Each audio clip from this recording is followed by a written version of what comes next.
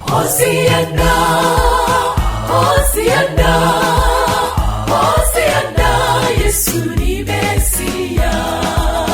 Hosiana, Hosiana, Hosiana, Yesu ni Mwami. Hosiana, Hosiana, Hosiana, Yesu yaratsinze. Ayo niyo magambo yaririmbwe n'ab'ijuru n'abamarayika bera bahanika amajwi baririmba muri rya joro umwana Yesu aryamye mu kiraro i Betelehemu.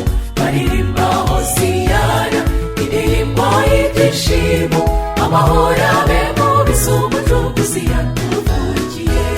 Babonye ikimenyetso, abanyabwenge bo ku isi babonye ikimenyetso, bakurikira inyenyeri bakomeza kugenda. Bageze mu kiraro bayoberwa wigiye, ngo barebe hirya babona Rwanda ari mu muvure w'inka. Hosiyana, twe twabonye umucunguzi, azadukiza umubata, azadukiza uyu muruho. Hosiyana, abo mw'isi nimuririmbe, abo mw'ijuru nimwishime, isi ibonye umucunguzi. Hosiyana, twe twabonye umucunguzi, azadukiza umubata, azadukiza uyu muruho. Hosiyana, abo mw'isi nimuririmbe, abo mw'ijuru nimwishime, isi ibonye umucunguzi.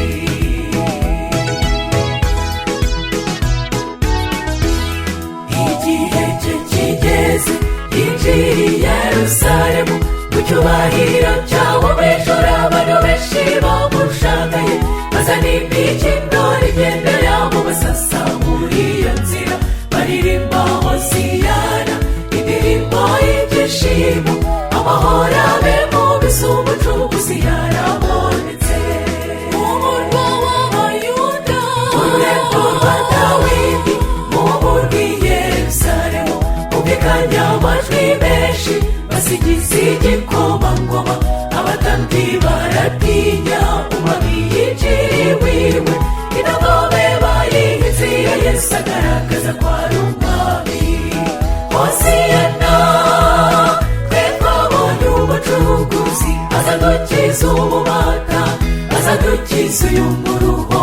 Hosiyana, abo mw'isi nimuririmbe, abo mw'ijuru nimwishime, isi ibonye umucunguzi.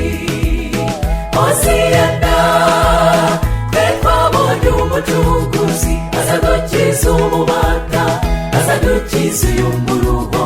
Hosiyana, abo mw'isi nimuririmbe, abo mw'ijuru nimwishime, isi ibonye umucunguzi.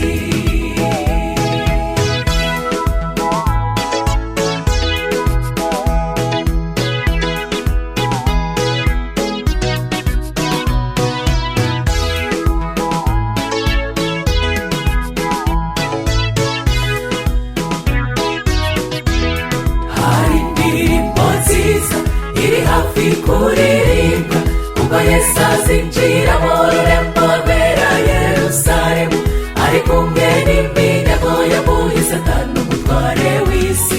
Abera bazaririmba indirimbo y'ibyishimo, indirimbo yo kunesha ya Mose izaririmbwa n'abera. Hazabaho ibyishimo kubazagera aho hantu. Yesu azafata amakamba yambike buri wese, n'abazaba barapfuye bizeye bazazurwa. Duharika